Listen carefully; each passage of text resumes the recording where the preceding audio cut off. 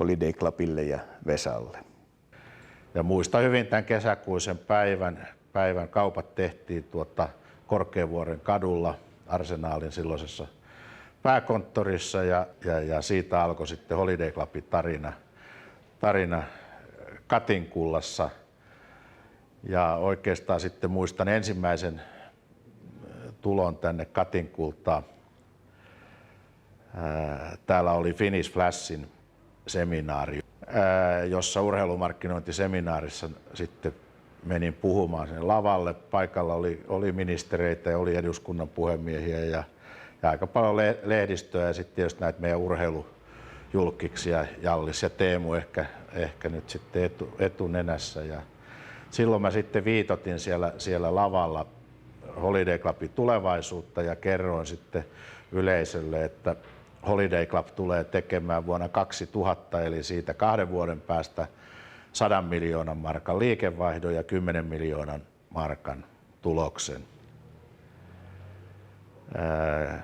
Kukaan ei uskonut meihin silloin vaan kaikki epäili meitä. Mutta vuonna 2000 Holiday Club teki 140 miljoonan markan liikevaihdon ja 12 miljoonan markan tuloksen. Ja tietysti siinä tärkeässä roolissa oli sitten tämä ostettu Katinkulta, joka vuonna 2000 edusti ehkä noin 40% koko yhtiön liikevaihdosta. Heinäkuussa samana vuonna 1998 istuttiin tässä samassa tilassa kapteenin kabinetissa, jossa sitten meillä oli jonoksasti arkkitehtejä tuolla oven takana ja mietittiin, että mihin me rakennettaisiin hotelli tälle Katinkulan tontille.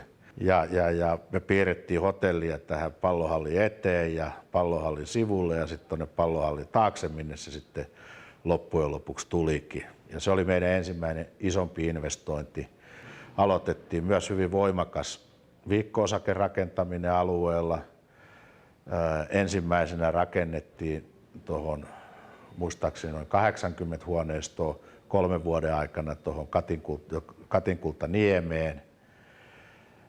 Seuraava isompi investointi, joka tänne tehtiin, oli tämä meidän kuntouintiallas, joka herätti paljon keskustelua siitä, että me rakennetaan näiden pienosakkaiden rahoilla tänne itsellemme kuntouintiallas, mutta se ei kyllä pidä paikkaansa, vaan kyllä tämä kuntouintiallas tuli nimenomaan asiakaspalautteen takia, että todella moni kylpyläkävijä halusi sen niin kuin kylpylän lisäksi mahdollisuuden uida. Ja samalla sitten tämä kuntouintiallas on tällainen merkittävä laajennus kylpylälle, joka sitten esimerkiksi ruuhkahuippuina tasaa niitä kuormia. No, sitten mentiin eteenpäin. Seuraavaksi rakennettiin täällä Golf Harju,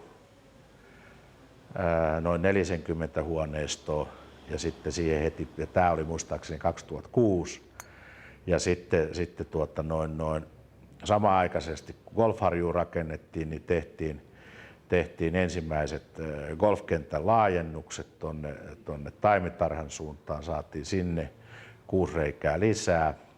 Ja siitä sitten pari vuotta myöhemmin rakennettiin tämä Par 3 harjoitusrata, joka ainakin minun mielestä on ollut erittäin onnistunut ratkaisu.